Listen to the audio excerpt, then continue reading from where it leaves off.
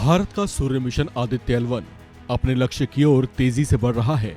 सफर 1.5 million kilometre लंबा है, जिसे तय करने में इससे पूरे 126 दिन का वक्त लगने वाला है। लेकिन इस बीच एक बात ने वैज्ञानिकों की चिंता बढ़ा दी है, क्योंकि सूर्य से एक बड़ा सोलर तूफान पृथ्वी की ओर बढ़ रहा है।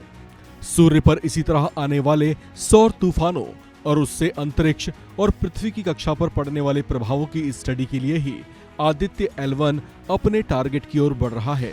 इसरो के इस मिशन से सूर्य के इसी तरह के कई रहस्यों को समझने और उन्हें सुलझाने में मदद मिलेगी। इसरो अपने मिशन से ये समझने की कोशिश करेगा कि आखिर सौर तूफान आते क्यों हैं। चलिए आपको बताते हैं कि सूर्य पर ये सौर तूफान किस तरह से पैदा होते हैं, अंतरिक्ष में इससे कैसी और कितनी हलचल होती है और ये कितने ज्यादा खतरनाक हो सकते हैं। अभी बात तो आप सभी लोग जानते ही होंगे कि पृथ्वी पर जीवन पनपने में सूरज की भूमिका कितनी महत्वपूर्ण है। ऐसा इसलिए भी है क्योंकि पृथ्वी से सूर्य की दूरी उतनी ही है जितनी यहाँ जीवन की संभावनाएं विकसित होने के लिए जरूरी थी। प्रचंड ज्वाला से दहकते सूर्य में भी कई लेयर्स हैं। इसके बाहरी लेयर को कोरोना कहते हैं। इसी कोरोना से बचते हुए इलेक्ट्रॉन, प्रोटॉन समेत कई चीजें बाहर निकलती जाती हैं और फिर ये सूर्य से अलग होकर अंतरिक्ष में बिखर जाती हैं।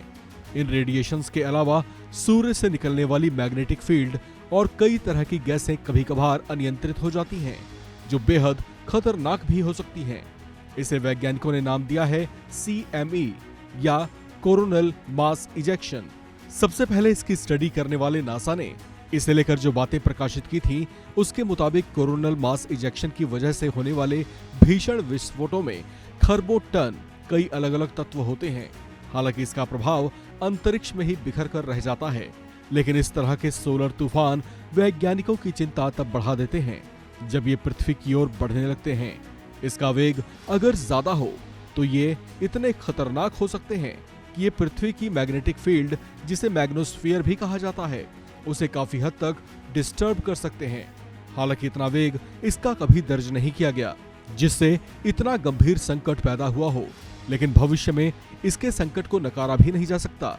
एक अनुमान के मुताबिक इसका वेग 250 किलोमीटर प्रति सेकंड तक हो सकता है। हालांकि इस रफ्तार से भी इसे पृथ्वी तक पहुंचने में कई दिन लग जाएंगे। अगर इसका वेग भविष्य में तेज रहा तो ये पृथ्वी की बाहरी लेयर पर असर डाल सकता है। ऐसा होने से सैटेलाइट भी खराब हो सकते हैं।